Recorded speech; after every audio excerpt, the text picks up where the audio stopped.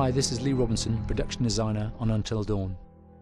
The production design for Until Dawn started with the great teen horror script that sets the characters in a Canadian winter mountain lodge, being a contemporary setting with visual clues derived from classic films of that genre, such as Hitchcock's Psycho and Stanley Kubrick's Shining.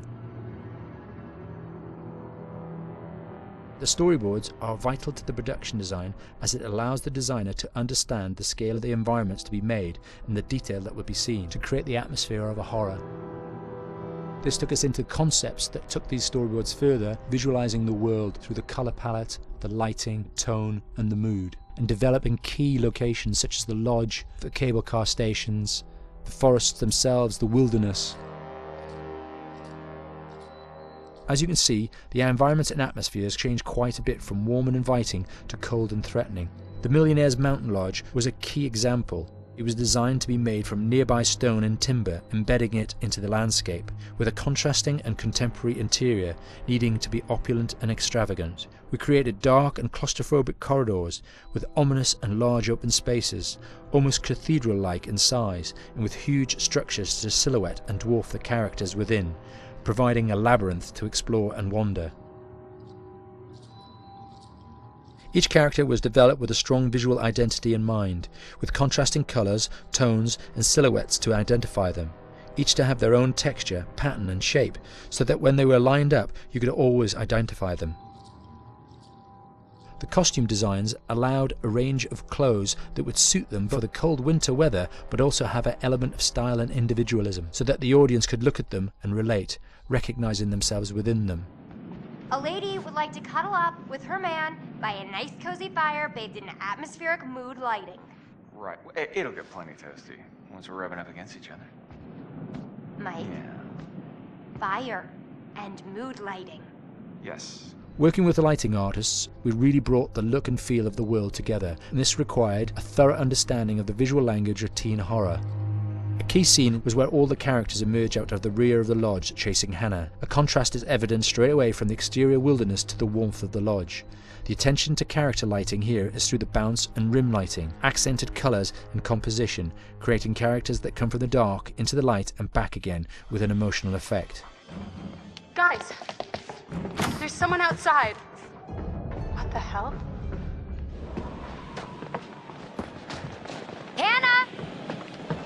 What's going on? Where's my sister going? It's fine. She just can't take a joke. It was just a prank, Han.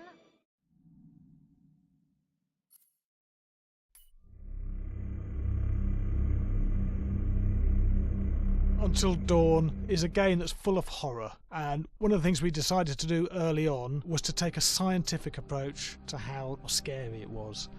So we did experiments on people and we measured their responses to the game. We've created a test area. It's as close to a home setup as we can get it. We've recruited ordinary people to play the game and we've left them to play it on their own. You're turning the light off.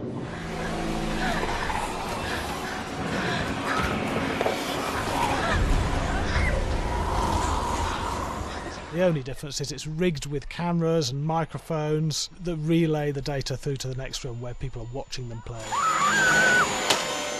Bracelet here we use for biometric testing. It measures the player's emotional response. It's called a galvanic response sensor. It makes contact with the user's skin and it measures the electrical conductivity across their skin. It's the same principle as an old-fashioned lie detector. When you're stressed, you sweat a little, very sensitive, it picks up tiny changes if the player's feeling anxious or scared.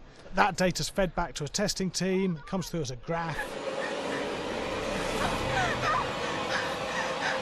I'm so sorry.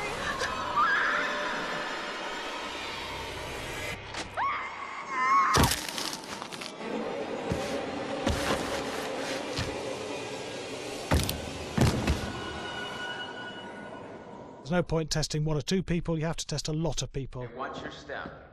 When we have a scare that's consistently has a measurable emotional response, then we knew it was good. If it didn't have that, it goes back to the team for improvement. The data doesn't tell us what's wrong with the scare, it only tells us if it's working or not. Wait, okay, so you hear that too, right? Josh. Here we have a chapter relatively early in the game. Weirdly regular. Not Nothing regular about it. We have to create tension and anxiety in the player so they are ready to receive the scare.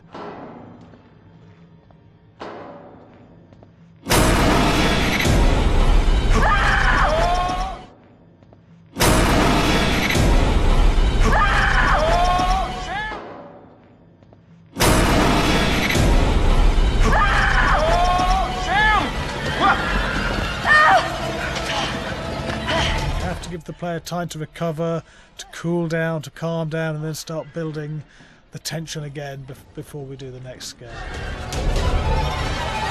Hey. What? Hey. What the hell? Ooh, you just got mugged.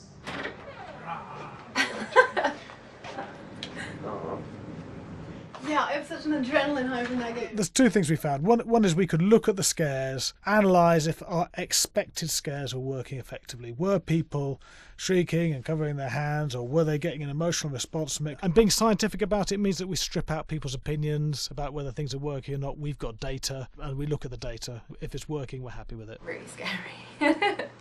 Bit scared and wanting to get away. I actually be maybe a bit scared to play it on my own, but in a room with the lights on, yeah, with some other people as well, yeah, maybe.